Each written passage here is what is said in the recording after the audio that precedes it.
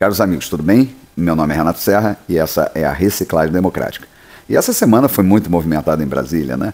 Nós tivemos aí coisas surpreendentes acontecendo, ainda reflexos do 8 de janeiro, talvez uma CPI se avolumando no caminho. Tivemos também um presidente atacando as instituições do seu próprio governo, quer dizer, atacando a democracia. É uma coisa bem curiosa de se ver.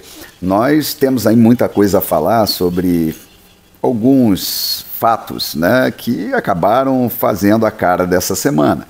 Bom, se você ainda não é inscrito no canal, eu peço que você vá lá, se inscreva, tá? Por dê essa força para que a gente possa estar crescendo juntos aqui, você possa estar recebendo esses vídeos.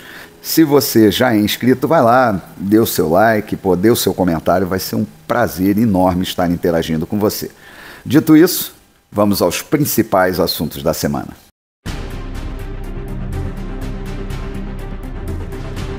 A semana começou com aquilo que eu resolvi denominar como Operação Clouseau, as ações descoordenadas de nosso querido senador Marcos Duval. Fiz em homenagem àquele personagem imortalizado por Peter Sellers. Dessa vez, o senador disse que tudo o que ele fez foram ações pensadas e coordenadas exatamente para atingir os objetivos que ele queria. Um deles, afastar o ministro Alexandre de Moraes da relatoria daqueles inquéritos inconstitucionais que ele vem conduzindo, turbinar a tal CPI ali do dia 8 de janeiro, dos atos antidemocráticos, e tudo isso aí vai num caldo de histórias bastante interessantes, mas na verdade está tendo esse resultado mesmo, né?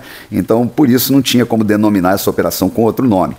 Bom, nós vimos também que o governo federal resolveu, né, para até turbinar essa CPI ainda mais, decretar essa semana sigilo sobre as imagens, né, do que ocorreu lá na Praça dos Três Poderes, na invasão dos prédios públicos, e realmente esse sigilo, para que as pessoas não tenham acesso mais a essas imagens. E aí a gente se pergunta, né? Pô, um governo que criticou tanto o sigilo, agora põe sigilo uma coisa tão importante, né, que todo mundo está querendo saber a verdade. E aí também a gente é surpreendido por um relatório da Polícia Federal que isentou Ibanez Rocha, o governador do Distrito Federal, de qualquer envolvimento e omissão no caso do ataque aos prédios. Ao mesmo tempo que o GSI declara oficialmente que avisou a presidência, o ministro da Justiça, claramente de invasão dos prédios públicos. Ou seja, eu acho muito difícil que o Lira vá conseguir frear essa CPI que está tomando o corpo dentro lá do parlamento. E é necessário, sim, que nós saibamos tudo o que aconteceu naquele dia 8 de janeiro, que é muito estranho, realmente, que depois de tanto tempo, tantas manifestações, embora tivessem ali pessoas, eu acho, com ideias equivocadas, porém, que fossem tão agressivas ao ponto de destruir tanta coisa. É lógico que não dá para isentar parte da direita, a extrema-direita que estava lá, e pessoas oportunistas, mas também tem muita coisa estranha nisso aí. Bom, a gente também, essa semana foi curioso, né, porque o presidente, né, ele começou também a fazer seu ataque virulento, né? Ele já começa, né, desde o primeiro dia, a botar toda a culpa do que está acontecendo, que vai vir a acontecer no governo anterior, né? Isso é normal, natural, afinal de contas, ainda está ali quente a eleição, o clima. O curioso é que não me parece que ele esteja trabalhando na questão de pacificar o país. Na verdade, ele está numa intenção de realmente, de alguma forma, querer destruir a direita que é extremamente necessária numa democracia. Mas, enfim, esse discurso ele tende a se esgotar também, né? Porque não vai ter como culpar o governo anterior o tempo todo pelos fracassos das políticas adotadas. Então, o que a gente vai ver daqui para frente? É outros focos, né? E o foco que começou a bola da vez foi o Banco Central. A independência do Banco Central começa a ser atacada, né? Embora os chefes do parlamento, tanto do Senado quanto da Câmara, disseram que não há a menor possibilidade de haver ali um retorno, né, à vinculação do Banco Central ao governo. Ele vai permanecer independente. E isso vai dar muito discurso para o presidente, porque, afinal de contas, o mandato dura 2 anos, então toda essa, vamos dizer, todo esse fracasso econômico vai ser acreditado exatamente na política do banco. E o banco faz uma política de equilíbrio, né? Se o governo inunda o mercado de moeda, é óbvio, né, de liquidez, é óbvio que você tem que ter ali do outro lado um órgão que possa exatamente frear a inflação, né, que vai acontecer com a demanda, que é a moeda que chega, né, no mercado. Ele tem que, de alguma forma, dar uma regulada ali, porque não vai ter produto para todo mundo, então é óbvio que a inflação vai subir. E a inflação é realmente um imposto mais cruel, né? Porque ele atinge o assalariado, o pobre, que tem que ir lá, ganha o seu salarinho, tem que correr para comprar tudo que tem que comprar, porque o dinheiro no final do mês vale muito menos do que no início do mês. Então, o Banco Central faz sim uma política social importante, mas o governo precisa desse discurso para exatamente ter um culpado, né?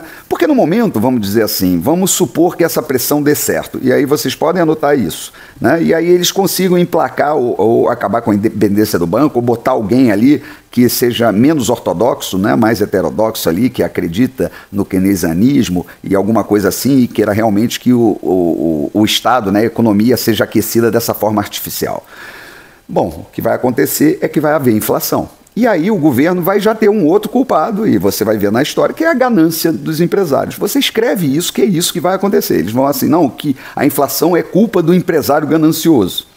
Bom, a gente está vendo ali coisas muito engraçadas com relação ao discurso, né, da própria esquerda, que era o ataque sempre às milícias digitais, ao gabinete do ódio, e o Lula fez lá um café da manhã, chamou todos aqueles blogueiros, todos aqueles influencers da esquerda para fazer, e exatamente para pedir a eles, né, que promovam um ataque sistemático ao Banco Central. Ou seja, o governo está atacando o próprio governo, né? O Lula realmente está começando muito bem.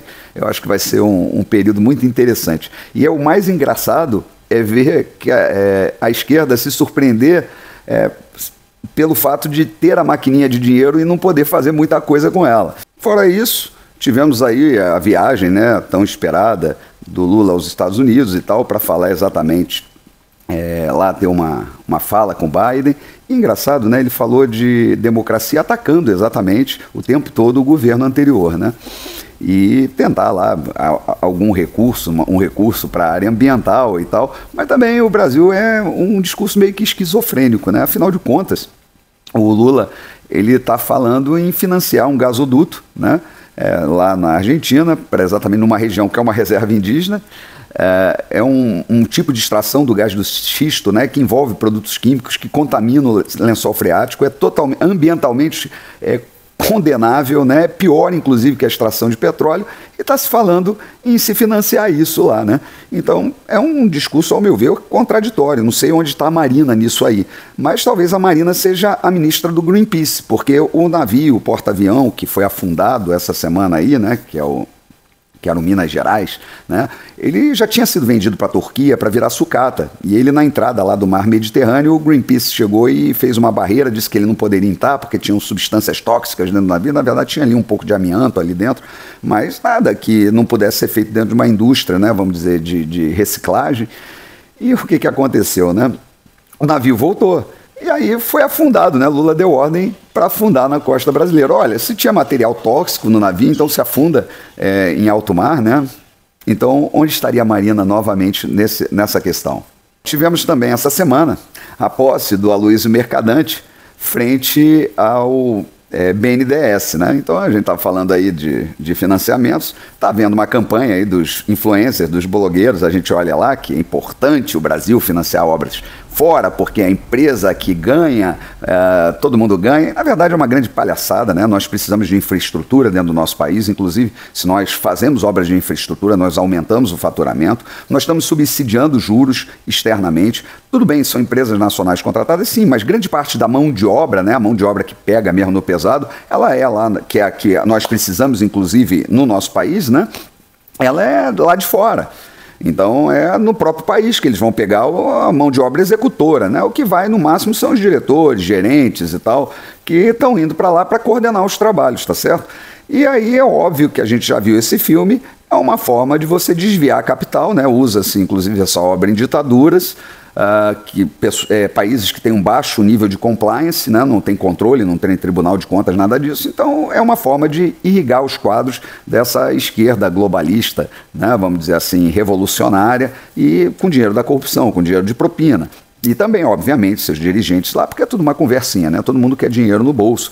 Então essa volta da prática do BNDES é, mais uma vez, querer voltar à cena do crime, né, e continuar praticando os roubos, né, e aí usa todo o pretexto, aí está, mais uma vez, agora as milícias, né, digitais falando a respeito disso daí. Também essa semana, o Lula falando sobre estatais, em especial a Eletrobras, né, e O que eu achei curioso, né, que durante o discurso ele criticou muito vamos dizer assim, o sistema de privatização, a ideia de querer nacionalizar de novo, mas que havia uma cláusula leonina, que se o governo quisesse retomar o controle disso, ele teria que pagar 3 vezes o valor, vamos dizer, da ação. Então isso inviabilizaria essa nova...